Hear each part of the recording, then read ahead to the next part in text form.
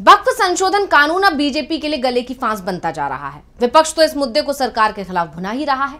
Supreme court में सरकार को घेरने की तैयारी कर चुका है। दूसरी तरफ मुस्लिम संगठन सड़कों पर उतरकर प्रदर्शन कर रहे हैं। लगभग देश के हर राज्य से इस तरह की तस्वीरें और वीडियो सामने आ रहे हैं। कभी पश्चिम बंगाल में, तो कभी मणिपुर में, तो कभी दूसरी जगह पर इस तरह के प्रदर्शन देखने को मिल रहे हैं। यहां तक कि बीजेपी शासित राज्य भी इस तरह के प्रदर्शन से अब अछूते नहीं रहे हैं। और इन सब के बीच में अब तो सहयोगी भी बीजेपी से दूरी बनाने लगे हैं। यानी मुस्लिमों के दूर जाने का डर अब सहयोगियों को बेचैन कर रहा है। और इसीलिए जैसे कि दावे किए जा रहे हैं लगातार कि अब एनडीए में भी दरार पड़ सकती है, उसकी शुरुआत होती दिख रही है। और अब बीजेपी के लिए मुसीबत बढ़ने वाली है। तो क्यों होने लगे हैं ऐसे दावे, इसे समझने की करेंगे इस स्पेशल रिपोर्ट में कोशिश। नमस्कार, मैं हूं अंशिता। वक्फ कानून लाकर भी बीजेपी जीत की खुशी नहीं मना पा रही है, क्योंकि एक तरफ मामला सुप्रीम कोर्ट में पहुंच गया है, याचिकाओं की झड़ी लगी हुई है, विपक्ष पूरी तैयारी के साथ सुप्रीम कोर्ट में मोदी सरकार को घेरने के लिए तैयार है, और वहीं दूसरी तरफ अब सहयोगी भी बीजेपी पर दबाव बना रहे हैं। मुस्लिम समुदाय को साधने के लिए बीजेपी से और उसकी विचारधारा से दूरी बना रहे हैं।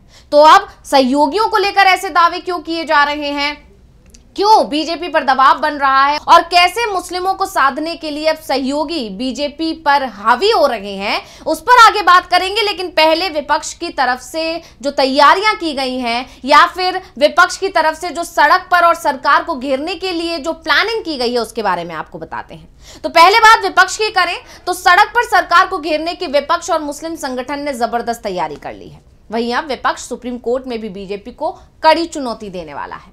वक्फ कानून के विरोध में याचिकाओं का सिलसिला लगातार जारी है, और अब तक 15 से ज्यादा याचिकाएं दाखिल हो चुकी हैं सुप्रीम कोर्ट पर, जिन पर अगले हफ्ते सुनवाई होगी। अभी तक दावे किए जाने 15 अप्रैल को सुनवाई होगी, जो कि वेबसाइट पर तारीख दी गई है। इन सबके बीच में अब 2 और विपक्षी सांसदों ने वक्फ कानून के कई प्रावधानों पर सवाल खड़े करते हुए याचिकाएं दाखिल की हैं। दरअसल राष्ट्रीय जनता दल के 2 सांसदों डॉक्टर मनोज कुमार झा और फैयाज अहमद ने वक्फ संशोधन अधिनियम को सुप्रीम कोर्ट में चुनौती दी। दोनों राज्यसभा सांसदों ने संविधान के अनुच्छेद 1, 14, 15, 21, 25, 26, 29, 30 और 301 के उल्लंघन के आधार पर वक्फ संशोधन अधिनियम 2025 के खिलाफ रिट पिटीशन दायर की है। याचिकाकर्ताओं ने तर्क दिया है कि ये संशोधन वक्फ के प्रशासन को मूल रूप से कमजोर करते हैं, 1995 के अधिनियम के मूल विधायी इरादे को खत्म करते हैं, और मुस्लिम धार्मिक बंदोबस्त में बड़े पैमाने पर सरकारी हस्तक्षेप की सुविधा प्रदान करते हैं। याचिकाकर्ताओं ने वक्फ संशोधन अधिनियम 2025 के कम से कम 54 खंडों को चुनौती दी है। अब सबसे पहले इन अनुच्छेदों को विस्तार से समझते हैं कि आखिर क्यों अब मोदी सरकार के लिए परेशानी और बढ़ने वाली है सुप्रीम कोर्ट के अंदर। तो अनुच्छेद 1 ये कहता है कि भारत एक ऐसा देश है जो कई राज्यों से मिलकर बना है।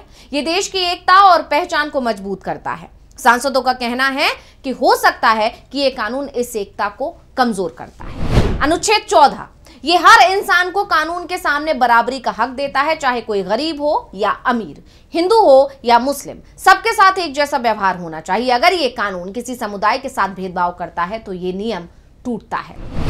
अनुच्छेद 15 ये कहता है कि सरकार या कोई भी व्यक्ति धर्म, जाति, लिंग, जन्म स्थान या ऐसी चीजों के आधार पर किसी से भेदभाव नहीं कर सकता। मिसाल के तौर पर किसी को सिर्फ इसलिए परेशान नहीं किया जा सकता कि वो मुस्लिम है या महिला।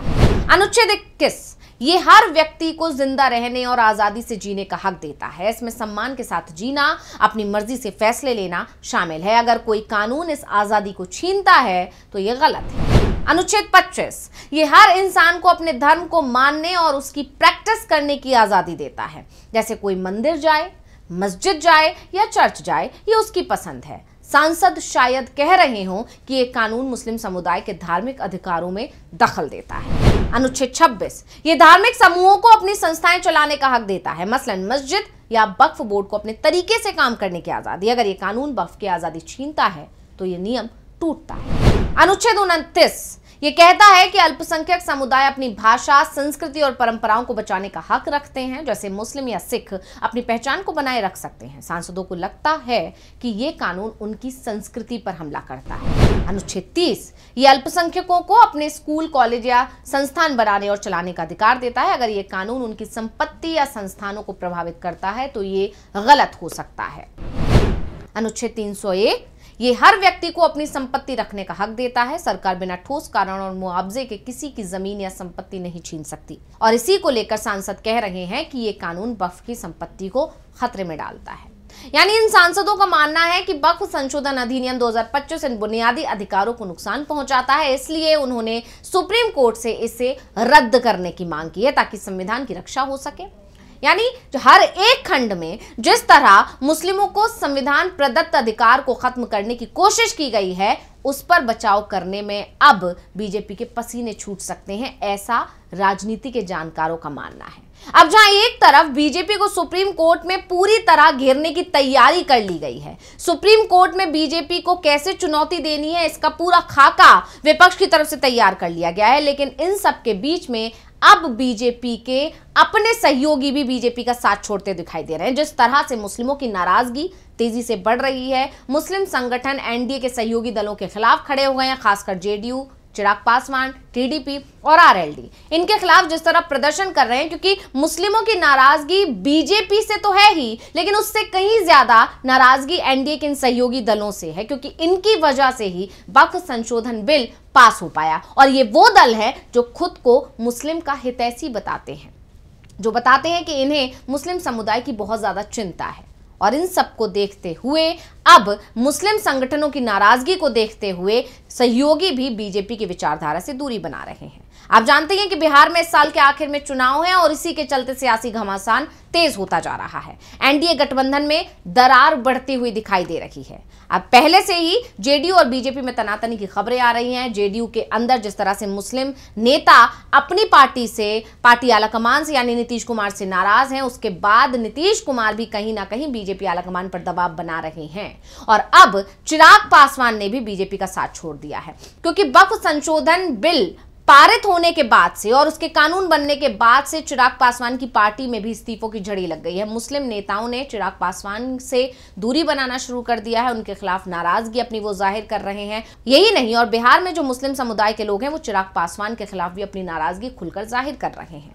तो ऐसे में अब चिराग पासवान भी बीजेपी पर दबाव बनाते हुए दिखाई दे रहे हैं, क्योंकि बिहार चुनाव में मुस्लिम समुदाय की उनको बहुत ज्यादा जरूरत है। तो चिराग पासवान ने साफ कहा है कि वो बीजेपी के हिंदुत्व के एजेंडे के साथ नहीं है। केंद्रीय मंत्री ने तो यहां तक कहा कि धर्म और राजनीति को अलग रखना चाहिए ताकि देश के असल मुद्दों पर बहस हो सके और उन पर ध्यान दिया जा सके। जब चिराग पासवान के इस बयान ने एनडीए गठबंधन को लेकर कई सवाल खड़े कर दिए हैं, क्योंकि बीजेपी की पूरी राजनीति फिलहाल हिंदुत्व के इर्द गिर्द ही दिखाई दे रही है। और चाहे वो राम मंदिर का मुद्दा हो या फिर कोई और भी मुद्दा हो, और जो वक्फ संशोधन बिल वाला मामला है जो अब कानून बन चुका है, वो भी इसी तरफ इशारा करता है। और आप जानते हैं बीजेपी के नेता खुलकर हिंदुत्व का समर्थन करते हैं। यहां तक कि हिंदुत्व को लेकर तो पीएम मोदी खुद समुदाय विशेष को टारगेट करते दिखाई देते हैं। ऐसे में अब चिराग पासवान ने खुद को इससे अलग बता दिया है। अब उनके रुख को देखते हुए जब केंद्रीय मंत्री से एक और सवाल पूछा गया कि बीजेपी हिंदुत्व पर जो चर्चा करती है उस पर चर्चा नहीं करनी चाहिए, इस पर चिराग ने कहा कि मुझे लगता है कि इस पर चर्चा किसी को नहीं करनी चाहिए। धर्म व्यक्तिगत आस्था का विषय है। मुझे कहां जाना है, किस मंदिर या चर्च में जाना है, मुझे ये बताने वाली कोई कौन होता है। इसके साथ ही उन्होंने जोर देते हुए ये भी कहा कि मैं एक ऐसी व्यवस्था चाहता हूं कि जहां पर धार्मिक संगठन राजनीतिक पक्षपात ना करें, राजनेता और राजनीतिक दल धर्म की चर्चा ना करें। जब हम राजनीति और धर्म को अलग अलग कर देंगे तो मुझे लगता है कि एक बड़ी समस्या का हल अपने आप हो जाएगा।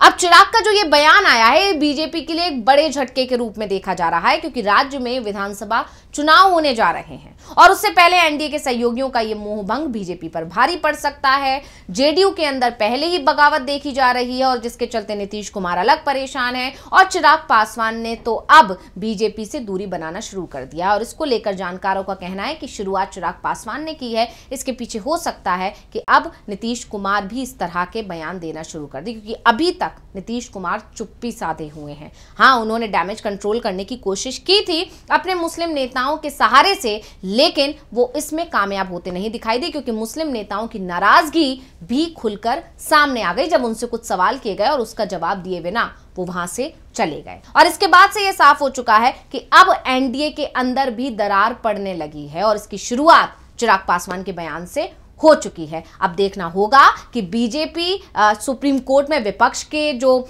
चुनौतियां हैं उनसे कैसे बचेगी, और अब जो एक बड़ी चुनौती उसके सामने खड़ी हो रही है कि जो उसके अपने सहयोगी अब उसके खिलाफ खड़े हो गए हैं, क्योंकि कई जेडीयू नेता भी हैं जो सुप्रीम कोर्ट का रुख कर चुके हैं और खुलकर वक्फ संशोधन कानून का विरोध कर रहे हैं। ऐसे में देखना होगा कि बीजेपी इस सब से कैसे बच पाती है या फिर एनडीए में अब दरार पड़ने वाली है। तो ये वीडियो आपको कैसा लगा हमें कमेंट करके अपनी राय जरूर दीजिएगा। इसी के साथ मुझे दीजिए इजाजत। देखते रहिए डीवी लाइव। नमस्कार।